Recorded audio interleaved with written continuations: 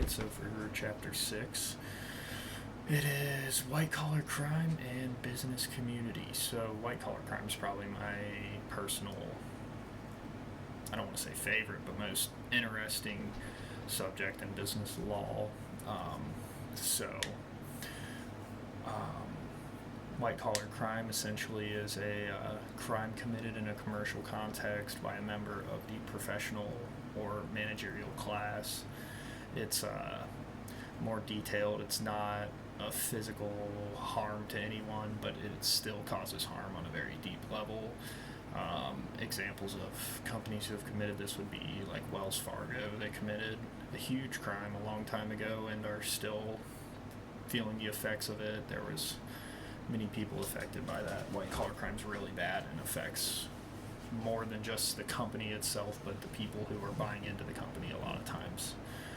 And what else the chapter goes over is crime and criminal procedure. So you hear about probable cause, which is the reasonable inference from the available facts and circumstances that the suspect committed the crime, and the Miranda rights, which are certain legal rights such as the right to remain silent, to avoid self-incrimination, and the right to an attorney that a suspect must be immediately informed of upon arrest. So there's court cases surrounding the Miranda rights, which would be Miranda versus Arizona, which established these rights and helped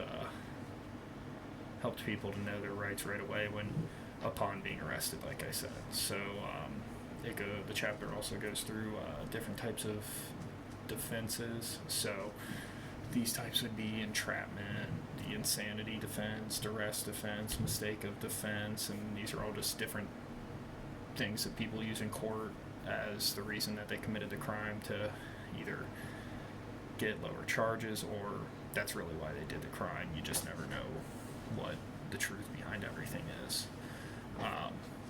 They also go over different types of crimes that can be committed, so that would be felony, misdemeanor, petty crime, and these three things are: a felony is a serious crime that is punishable by death or imprisonment in a penitentiary.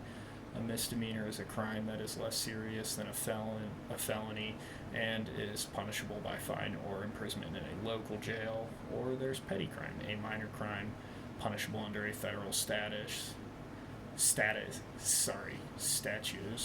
by fine or incarceration of no more than 6 months. So those are the three main types of crimes and how they get classified for each of them, but all of which are not good. So it's an interesting chapter.